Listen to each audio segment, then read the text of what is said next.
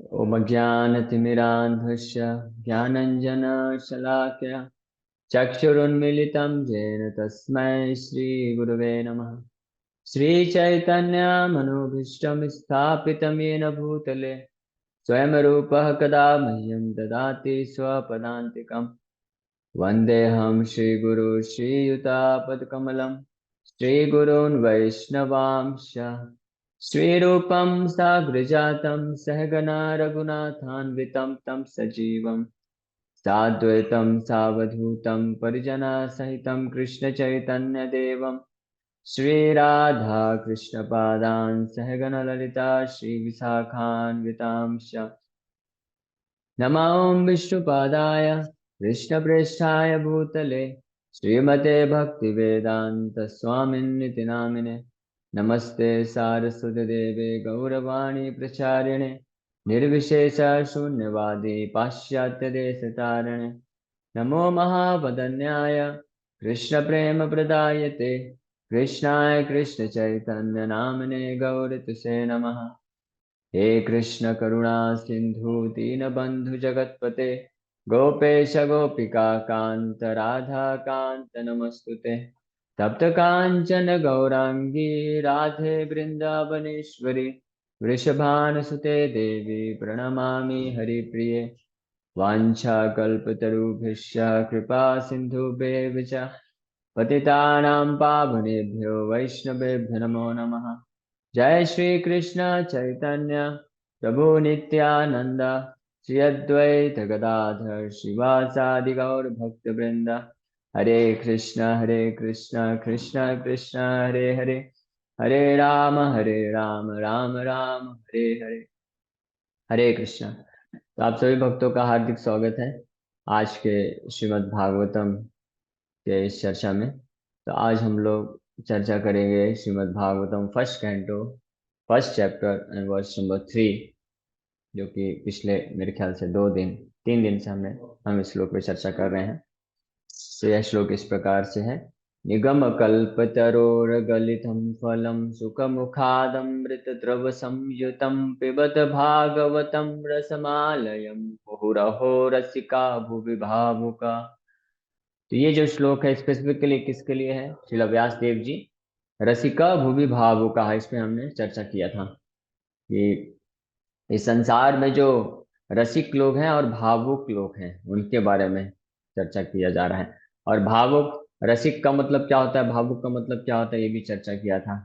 रसिक का मतलब होता है जो शुद्ध वैष्णव है, जिसके हृदय में कृष्ण के प्रति प्रेम रूपी रस है, उसको रसिका कहते हैं। जो हर भागवत के हर श्लोक हर शब्दों में भगवान कृष्ण के प्रेम को प्राप्त कर सके, उस रस को प्राप्त कर सके, उसको रसिका कहते हैं।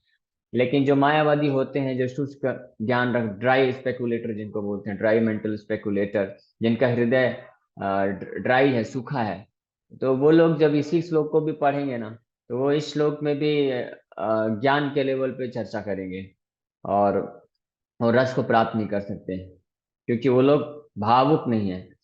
जनरल प्राय मैं जैसे कल बता रहा था कि लोग समझते हैं भावुक होना गलत चीज होता है ना, भावुक नहीं होना चाहिए। सही बात है, ज्यादा भावुक नहीं होना चाहिए या थोड़ा भावुक भी नहीं होना चाहिए, भावुक होना ही नहीं चाहिए। लेकिन वो कौन सी भावुकता है? भौतिक भावुकता नहीं होनी चाहिए। मटेरियल सेंटिमेंट जो है, material attachment, out of material attachment, भौतिक आसक्ति के कारण जो भौतिक भावुकता होती है वो निरर्थक है, क्योंकि वो एक असत्य के प्लेटफॉर्म में है, असत्य के स्तर पे है, सत्य है ही नहीं। हाँ, जैसे कोई व्यक्ति है, वो भावुक होके अपने कोई सगे संबंधी हैं, और अपने बच्चे हैं, पति पत्नी हैं, माता पिता हैं, तो उनके या तो प्रेम में या तो वियोग में बहुत रोता है। तो वो ये भावुकता है, ये जो है निरर्थक है। वो इसलिए क्योंकि वास्तविकता में हमारा संबंध है ही नहीं, क्योंकि हम भी शरीर नहीं है, वो भी शरीर नहीं है, हम तो आत्मा है। लेकिन जो हमारी असली वास्तविकता है कि हम कृष्ण के दास हैं, कृष्ण के भक्त हैं, कृष्ण हमारे पालक हैं, मेंटेनर हैं, कंट्रोलर हैं, स्वामी हैं, और वो इटर्नल है, वो परम सत्य है। तो ये एक सत्य बात है। इसलिए जब कृष्ण के लिए कोई भक्त रोता है, कृष्ण के लिए कोई भक्त विरह का आस्वादन करता है, तो वो भावुकता जो है जरूरी है। वो भावुकता को highest perfection in spiritual life बताया गया है।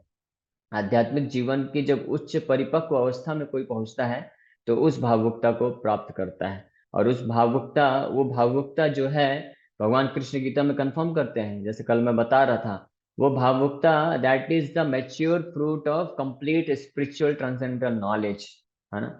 जब भौतिक जगत में कोई व्यक्ति भावुक होता है, तो that is the cause of ignorance, वो अज्ञानता के कारण होता है, असत्य के प्लेटफॉर्म में होता है, मोहग्रस्त होने के कारण होता है, देहात्म बुद्धि यानी अपने आप को शरीर समझने के कारण होता है, कोई ज्ञान नहीं है, पूर्ण ज्ञान नहीं है, माया में रहने के कारण होता है, इसलिए उसको निरर्थक या गलत बोला गया है। तो मायावादी लोग इसी धारणा को भक्तों के जीवन, शुद्ध भक्तों के जीवन में लगा देते हैं कि शुद्ध भक्त भी उसी प्रकार से मोहग्रस्त हैं, माया में हैं, अज्ञानता के कारण भावुक हो रहे हैं भगवान के प्रति। लेकिन वो ये नहीं समझते हैं कि जो शुद्ध भक्त होते हैं, वो जब भगवान के प्रति भावुक होते हैं, भगवान के प्रति रोते हैं, या भगवान के प्रति वो क्या बोलते हैं, उनका हृदय रुदन करता है, या विनय करता है, विनम्रता से प्रार्थना करता है, जैसे भागवत की आप कथाओं में आगे आएगा कि कई महान महान भक्त हुए हैं, यहाँ तक कि गोपियां, गोपियां तो पूरे ब्रह्मांड, पूरे सृष्टि में सबसे बड़ी रसिका है और भावुक है, उनसे ज्यादा भावुक और रसिक भक्त कोई हो नहीं सकता है। लेकिन वही गोपी जब ज्ञान की बात करती हैं, तो उद्धव भी सुन के उनके ज्ञान के सामने उद्धव का ज्ञान भी फेल हो जाता है, यानी उनको पूर्ण ज्ञान भी है। तो शुद्ध भक्त का जो सेंटिमेंट है, भावुकता है, वो जो है उसका प्रॉपर बैकग्राउंड है, फाउंडेशन है, प्रॉपर नॉलेज है, पीछे कंप्लीट नॉलेज के साथ होता है। जैसे आप प्रभुपाद जी के लेक्चर सुनिए, अभी प्रभुपाद जी के तात्पर्य, प्रभुपाद जी ने 80 से ज्यादा ग्रंथों का अनुवाद किया है, और इतने महान महान बड़े बड़े साइंटिस्ट लोग जब आया करते थे प्रभुपाद जी के पास, तो वो सब भी डिफीट हो जाते थे। प्रभुपाद जी इतने बड़े इतना अच्छा लॉजिक के द्वारा, इतने अच्छे तर्क वितर्क सिद्धांतों के द्वारा, चाहे कोई मायावादी आए, चाहे कोई भौतिकवादी आए, नास्तिक आए, हर किसी को परास्त कर देते थे। लेकिन वही प्रभुपाद जी के जीवन में हम देखते हैं कि किस प्रकार से प्रभुपाद जी भी जब कृष्ण के विरह में रहते थे तो रोते थे, हाँ। राधा दामोदर मंदिर में वहाँ के जो पुजारी हैं वो वर्णन करते हैं कि अमेरिका जाने के पहले प्रभुपाद जी जब वृंदावन में 1960s, अर्ली 60s यानी 61 62 के आसपास रहा करते थे, तो कई बार वो पाया करते थे कि प्रभुपाद जी रात को, आधी रात को, राधा दामोदर मंदिर के प्रांगण में, मंदिर क्लोज है, और प्रभुपाद जी वहाँ पे उन्मादवत नृत्य करते थे, रोते थे। इसी प्रकार से जब शांतिपुर जाते थे प्रभुपाद जी, तो अद्वैताचार्य से प्रार्थना करते, वहाँ पे घंटों बैठ के हरिनाम जप करते थे और रोते रहते थे, रोते रहते थे। तो वहाँ का पुजारी ये समझ नहीं पाते थे कि ये कौन है, क्यों रो रहा है ऐसा। लेकिन वही प्रभुपाद जी आगे चल के इतना बड़ा इस्कॉन संस्था स्थापित किया। लेकिन जो शुद्ध वैष्णव होता है, कभी भी अपना जो एक्सटेसी है, ये भाव है, कभी साधारण पब्लिक के सामने प्रेजेंट नहीं करता है। इसी प्रकार से श्रील भक्ति सिद्धांत सरस्वती ठाकुर महाराज, जो जिनको जिनको तो वैदिक लिटरेचर का चलता फिरता इंसाइक्लोपीडिया बोला जाता है, यानी पूरे जितने भी उपनिषद है, शास्त्र है, सबका ज्ञान रखते थे। आप कोई भी प्रश्न पूछेंगे, हर हर एक प्रश्न का उत्तर विथ रेफरेंस उनके पास होता था, कि इस वेद में, इस उपनिषद में, इस पुराण में रहता था। यहाँ तक कि बड़े बड़े मायावादी लोग भी उनको सामने आता देखकर अपना रास्ता बदल के भाग जाते थे, है ना। जो ये तथाकथित आजकल, आज के समय में जो बहुत कुछ फेमस कुछ स्वामी हैं, नाम लेना उचित नहीं है, जो बहुत ही ज्यादा फेमस हैं, वो सब मायावादी की कैटेगरी में है। और वो सब भक्ति सिद्धांत सरस्वती महाराज से डर के भागे थे बंगाल छोड़ के, है ना। बंगाल में भक्ति सिद्धांत महाराज जी का जब उस अपने टाइम पे उन्होंने ऐसा मायावादियों को तर्क वितर्क और शास्त्रार्थ के द्वारा उनको परास्त किया था, वो शिला भक्ति सिद्धांत सरस्वती ठाकुर महाराज जब उनका पर्सनल जो भगवान के प्रति भाव होता था, उसमें उनको भी पाया गया है कि प्रायः कई बार मायापुर में रहते हुए आधी रात को वो दौड़ने लग जाते थे, हरे कृष्ण कीर्तन करने लग जाते थे सड़कों में। फिर उनके शिष्य पूछते थे कि आप कहाँ जा रहे हैं, तो बोले पंच तत्व नृत्य करते हुए जा रहे हैं, मैं उनके पीछे पीछे जा रहा हूँ। ऐसा शिला, ऐसा भक्ति सिद्धांत वैभव में वर्णन है।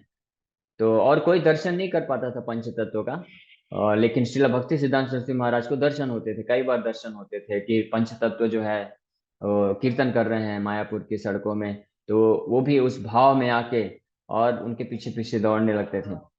लेकिन एक बार एक महान शिष्य हुए उनके, भक्ति तीर्थ, भक्ति प्रदीप तीर्थ स्वामी महाराज, जो कि भक्ति सिद्धांत महाराज जी के पहले सन्यासी डिसाइपल हुए थे। तो एक बार उनको भी ये दुर्लभ दर्शन प्राप्त हुआ था श्रील भक्तिसिद्धांत महाराज जी की कृपा से, जब वो रात को निकल रहे थे, भाग रहे थे पीछे पीछे, तो इनको भी दिखे कि पंच तत्व जो है कीर्तन कर रहे हैं, ये दर्शन प्राप्त किए।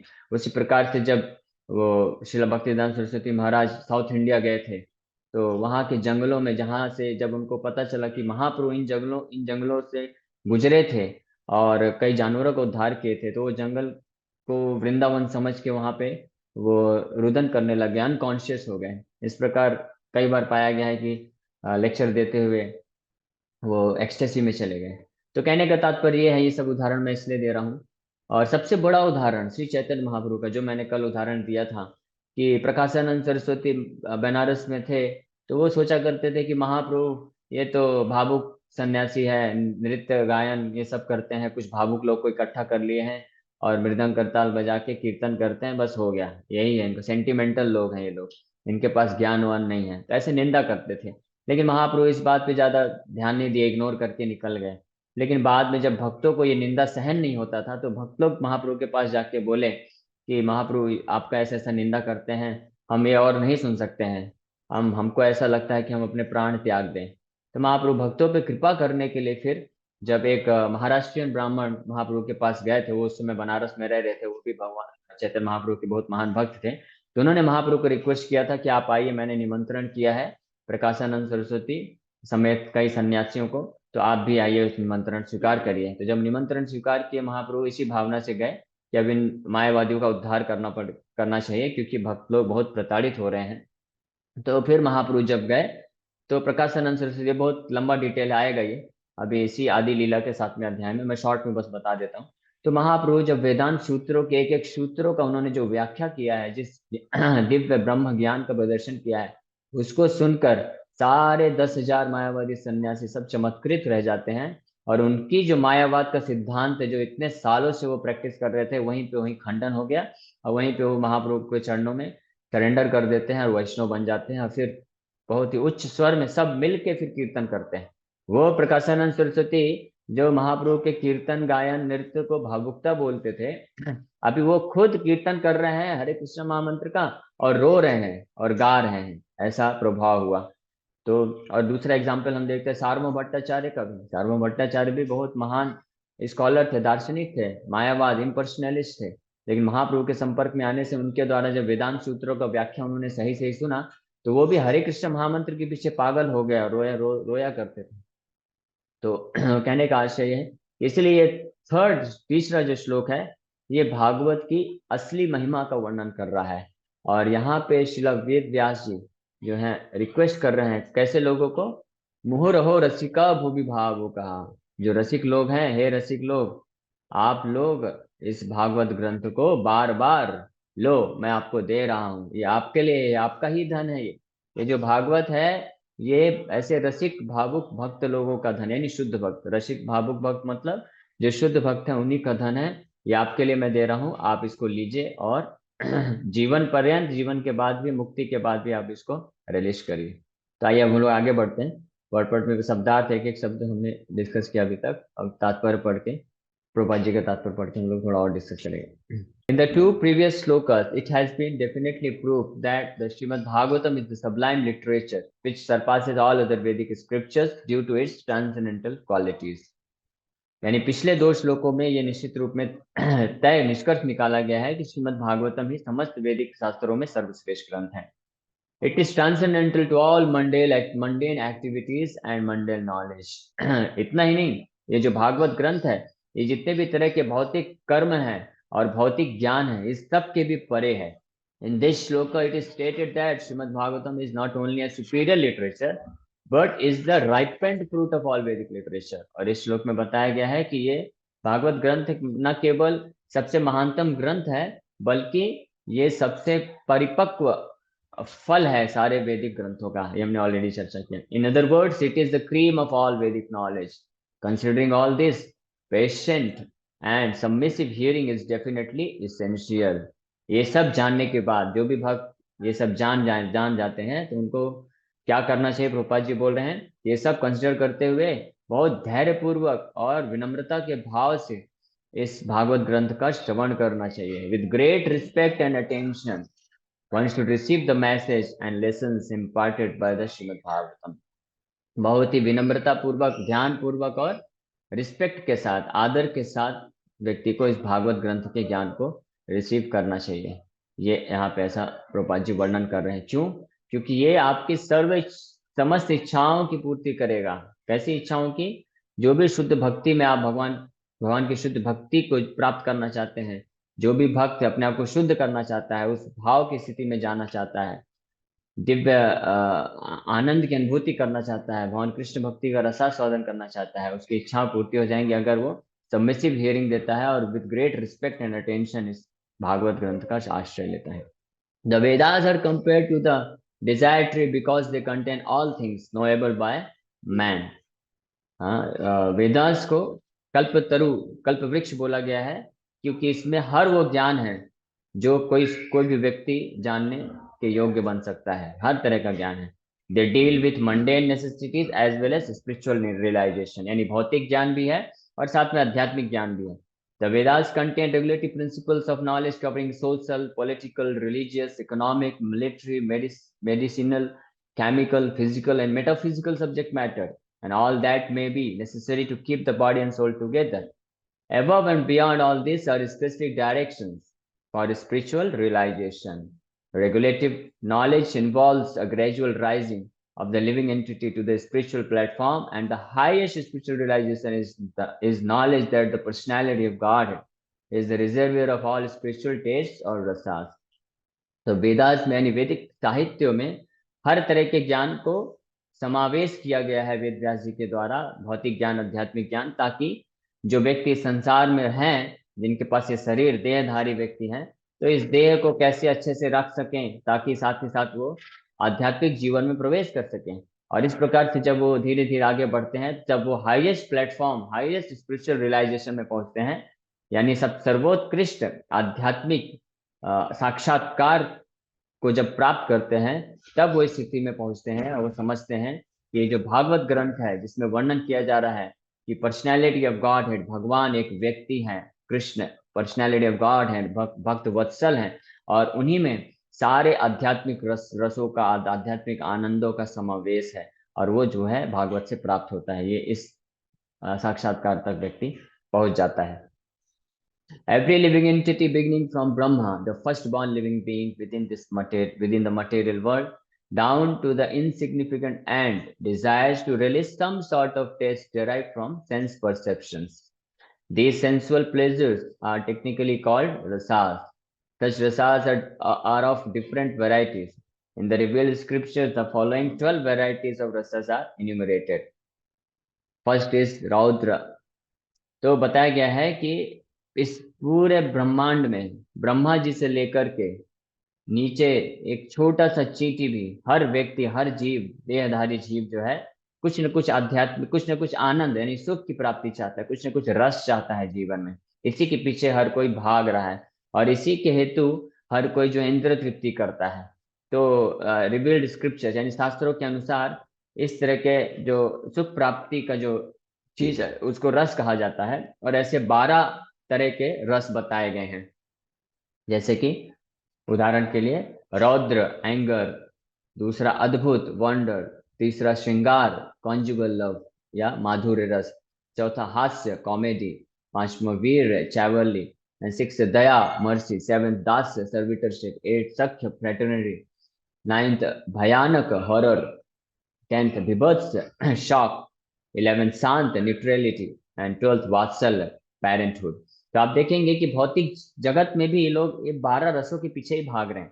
ये आप देखिए इतने तरह की मूवी बनती है, ये सब मूवी में ये रसों का समावेश किया जाता है, क्योंकि ये रस सब लोग चाहते हैं, भले अपने जीवन में ना हो लेकिन कम से कम मूवी में देख कर तो कुछ कुछ अनुभव कर लें, है ना। यहाँ तक कि भयानक हॉरर, भयानक भी एक रस है जो व्यक्ति को एक प्रकार का सुख प्रदान करता है। तभी तो हॉरर मूवीज बनाते हैं ना लोग, और हॉरर मूवीज इतना लोग क्यों देखते हैं, यानी डर भी एक तरह का रस होता है।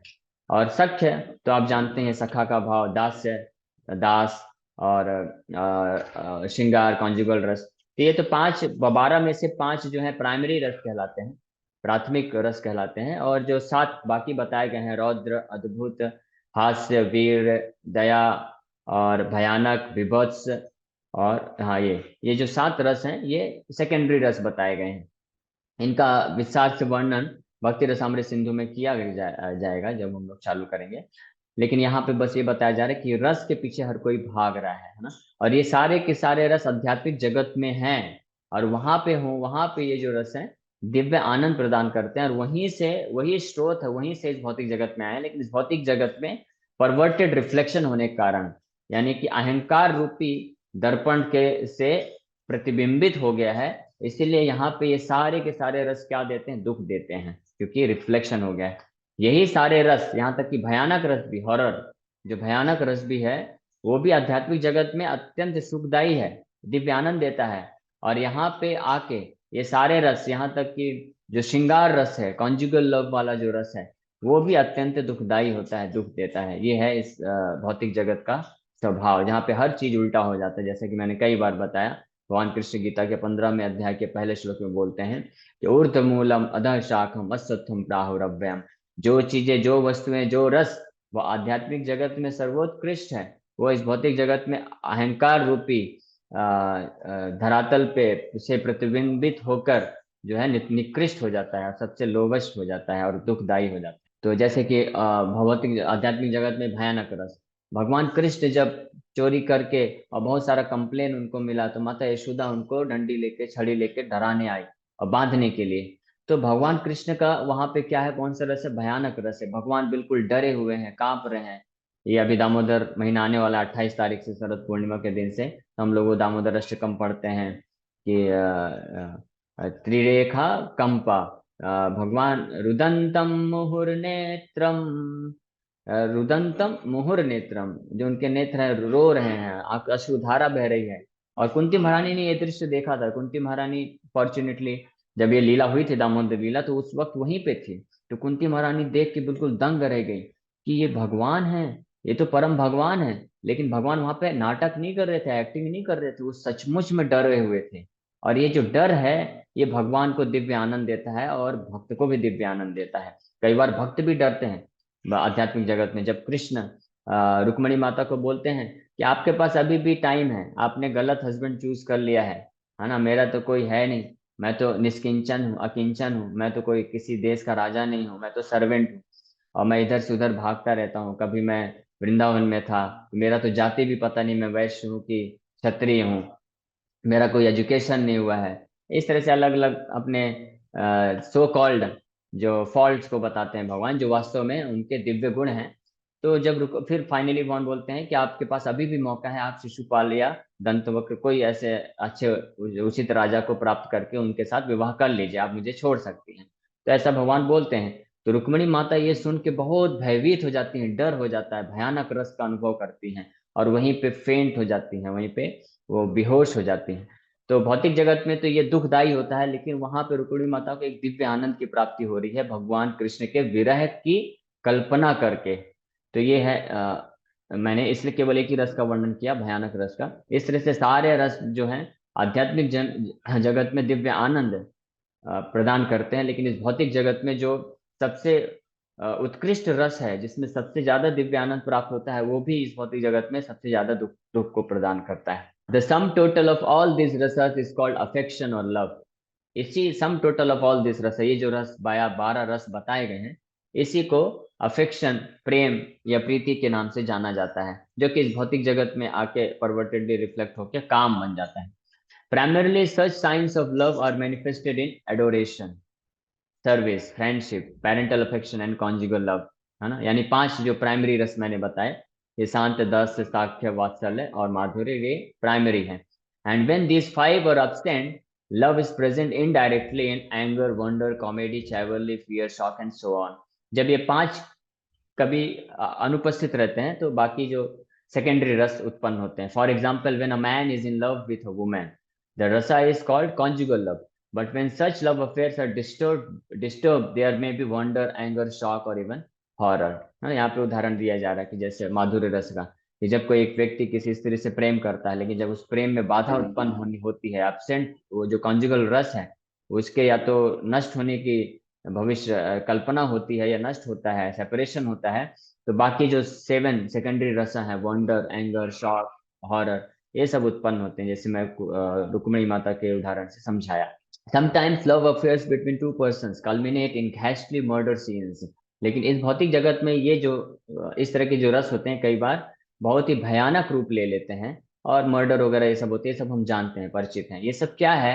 ये इस संसार में इन सब 12 रसों के कारण जो भी हो रहा है, जिसके कारण लोग दुख दुख प्राप्त करते हैं, और कई बार जैसे यहाँ पे लिखा हुआ कि मर्डर भी होता है, रेप होते हैं, मर्डर होते हैं, क्राइम होते हैं, ये सब क्या है? ये सब वही जो रस आध्यात्मिक जगत में दिव्य रूप में, प्योर फॉर्म में, शुद्ध रूप में दिव्य आनंद प्रदान करते हैं, यहाँ पे परवर्टेडली रिफ्लेक्ट यानी उल्टा प्रतिबिंबित होने के कारण यहाँ पे प्रतीत हो रहे हैं। इसलिए जो बुद्धिमान व्यक्ति होते हैं, यानी भक्त लोग, शुद्ध भक्त लोग जो बुद्धिमान होते हैं, तो इन रसों को इस भौतिक जगत में वो नहीं खोजते हैं, इन रसों को भौतिक जगत में त्याग देते हैं, वो लोग अनासक्त हो जाते हैं, और उनके अंदर इस भौतिक जगत के प्रति झूठी जो भावुकता है वो नष्ट हो जाती है, और वो असली भावुक बनते हैं, असली रस को भगवान के साथ प्रदान करने में ही केवल इंटरेस्ट रखते हैं।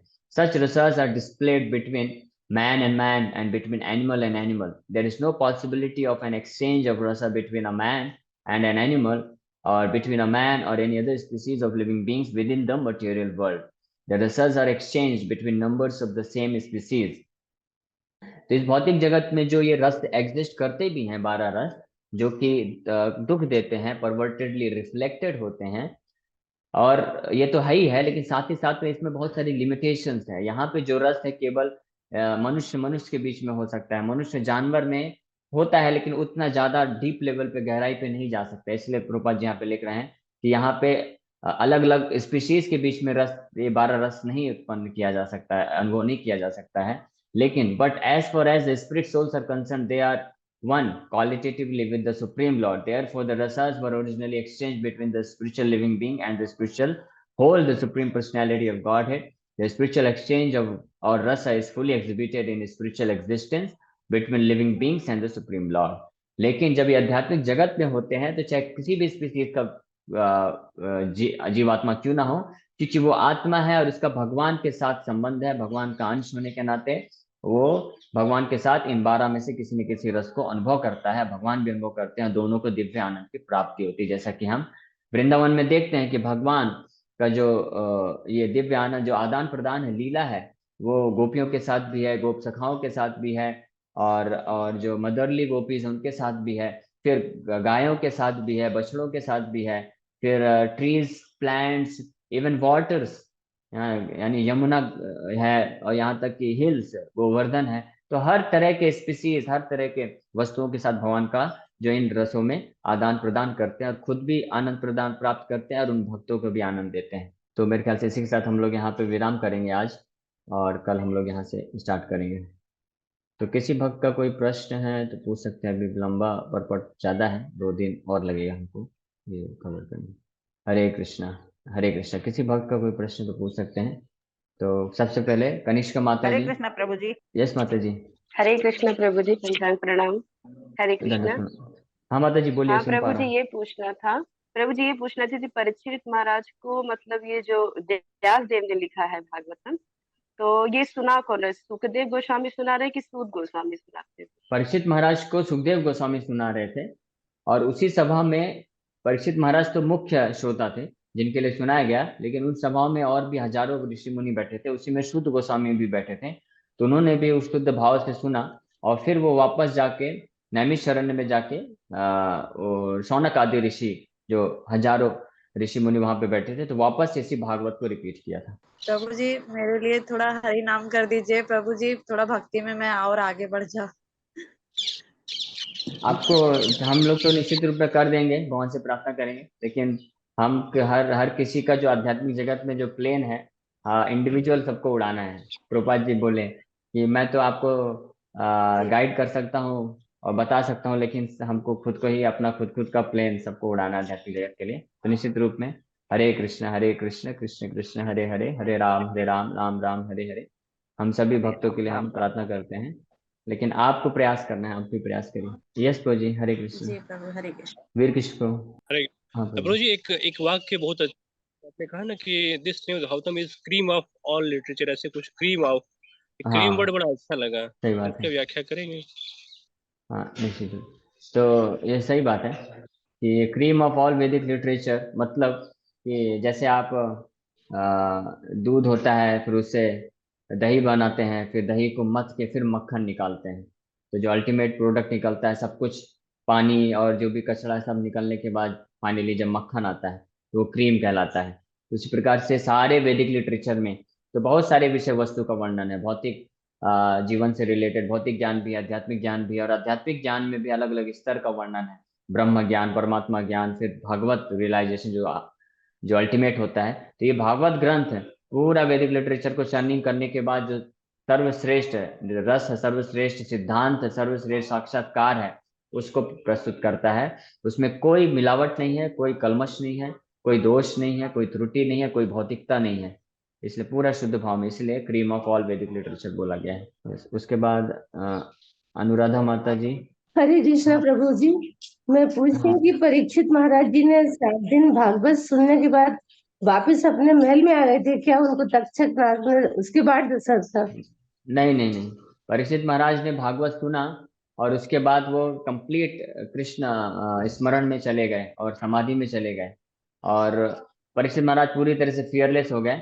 और वास्तव में कई आचार्य बताते हैं कि परीक्षित महाराज तक्षक के द्वारा मारने के पहले ही भगवत धाम को प्राप्त कर चुके थे, उनका बस शरीर बैठा हुआ था, तक्षक जाके बस दाह संस्कार करके गया था, ऐसा भी वर्णन करते हैं। ओके, यस बगिश को उसके बाद शुभम प्रभु पूछेंगे। अब प्रभु जी वो जो भागवत गीता में चैप्टर 15 में जो श्लोक था, the replica of spiritual world is the हाँ हाँ मटेरियल वर्ल्ड, हाँ तो प्रभु जी जो जैसे जो रसा के बारे में बता रहे थे ना कि जो भय रसा है, हाँ तो हाँ। ये मटेरियल वर्ल्ड में भय रसा है, तो आध्यात्मिक वे में क्या कौन सा रस मतलब होगा?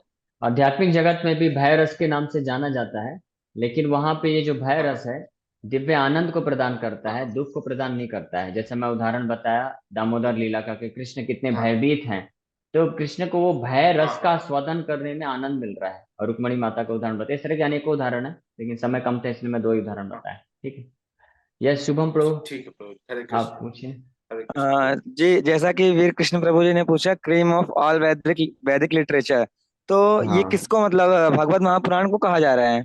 हाँ, भागवत महापुराण को कहा जा रहा है। कि सभी पुराणों का ये क्रीम मक्खन है ये? हाँ, सभी पुराणों का क्या, सारे वैदिक साहित्यों का, वेद उपनिषद सबका मिला जी के ये क्रीम है। ओके, जी हरे प्रभु जी, कृष्णा, धन्यवाद प्रभु ji. Thank you very much. Hare और कृष्ण। किसी भक्त का कोई प्रश्न है? एक प्रश्न और ले सकते हैं। हरे कृष्ण प्रभु जी। हाँ हरे कृष्णा, यस माता जी। प्रभु जी मेरा ये क्वेश्चन है, जैसे गुरु मंत्र और गुरु दीक्षा में क्या फर्क है? एक ही बात है या अलग अलग? हाँ, गुरु मंत्र और गुरु दीक्षा एक ही बात है, क्योंकि जब गुरु जी दीक्षा देते हैं तो वो मंत्र प्रदान करते हैं, और उनको उसको मंत्र दीक्षा भी बोला जाता है। इस प्रकार से जैसे हमारे इस्कॉन में जो मंत्र दीक्षा होता है उसमें 2 प्रकार के मंत्र होते हैं। पहला हरिनाम मंत्र, हरिनाम महामंत्र का दीक्षा होता है, फर्स्ट पहला इनिशिएशन बोलते हैं। फिर दूसरा गायत्री मंत्र का दीक्षा होता है, जिसमें कृष्ण, गुरु और गौर, इस तरह के अलग अलग ब्रह्म गायत्री का दीक्षा दिया जाता है। ओके, तो हम लोग हरे यहीं पे आज कृष्ण। विराम देंगे। आप सभी भक्तों का बहुत बहुत धन्यवाद कि आप लोग बहुमूल्य समय निकाल के आए। हरे कृष्ण। हरे कृष्ण। हरे वांछा कृष्ण। कल्पतरुभ्यश्च कृपा हरे सिंधु कृष्ण प्रभु जी। पतितानां पावनेभ्यो वैष्णवेभ्यो हरे कृष्ण।